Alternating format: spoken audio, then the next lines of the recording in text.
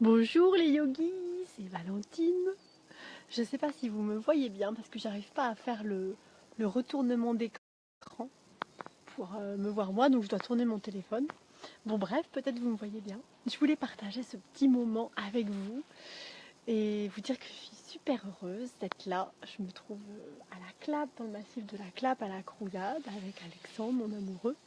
Et le mercredi après-midi, maintenant pour nous, c'est escalade. Et je suis tellement dans la gratitude de pouvoir vivre ces moments cet après-midi dans le calme, la nature, la bienveillance et à la fois un état méditatif, un état de dépassement de soi aussi, un état sportif. Et je voulais vous partager ce qui nous a fait arriver là maintenant tous les mercredis.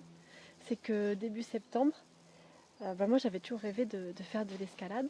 Et début septembre, en me procurant un agenda pour cette année scolaire, j'ai choisi un agenda dans lequel il y a plusieurs citations. Peut-être vous le connaissez déjà, mais je ne connais pas le nom de l'auteur par cœur. C'est celle qui a écrit J'ai décidé d'être heureuse. Et j'ai choisi cet agenda parce qu'il y avait justement des citations très inspirantes chaque semaine. Et j'ai trouvé que c'était chouette d'avoir des petits rappels comme ça, même dans l'outil de travail. Et à un moment, il y avait une citation qui disait choisissez d'avance ce que vous voulez faire de votre temps. Organisez, planifiez à l'avance. Ainsi, votre temps ne sera pas volé et vous récupérerez des moments de joie, de plénitude et vous récupérerez du temps pour vous. Et sur le coup, quand j'avais lu ça, ça m'avait un petit peu tilté, j'avais un peu résisté parce que moi, du coup, depuis que je suis redevenue une yes girl, je veux pas prévoir et je veux me laisser porter par mon intuition au moment présent.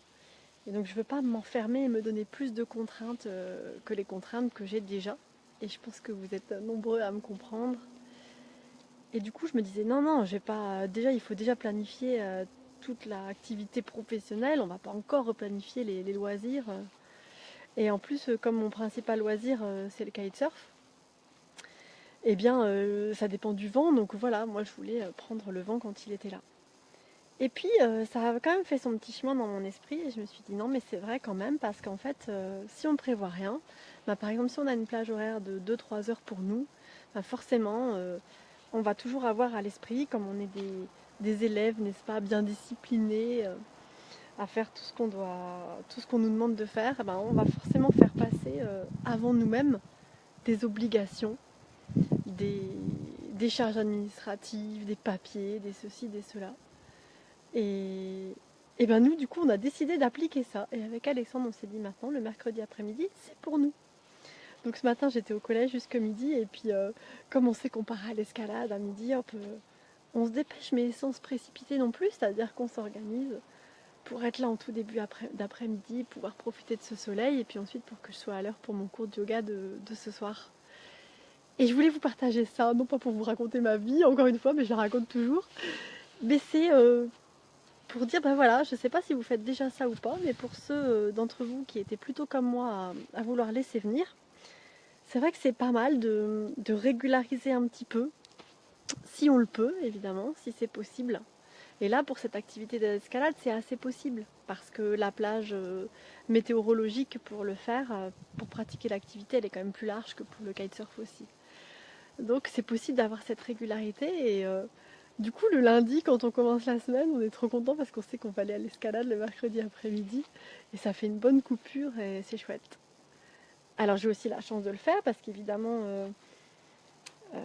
j'ai pas d'autres contraintes familiales actuellement, mais quand les enfants étaient là en vacances on faisait aussi le mercredi après-midi et puis vous pouvez prendre, on peut prendre les enfants quand même à l'escalade, hein, donc c'est pas forcément valable pour tout.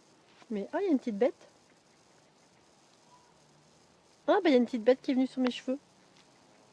Je me suis pris une petite bête dans la tête.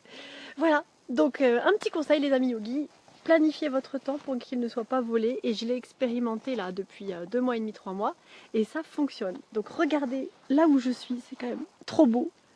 On a la roche, la mer là-bas, les collines, tout le massif de la Clappe. Là-bas on voit le Canigou, on voit l'étang.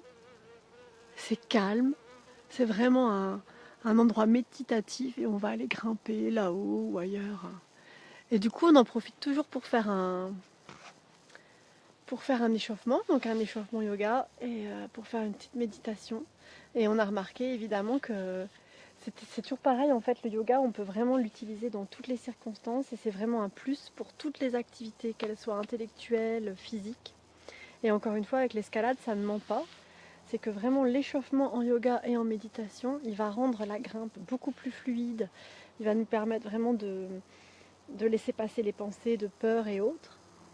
Et en même temps, le travail, enfin l'exercice de grimpe en lui-même, eh bien, il va permettre de s'améliorer aussi en yoga et en méditation parce qu'en fait la grimpe c'est de la méditation active comme le yoga.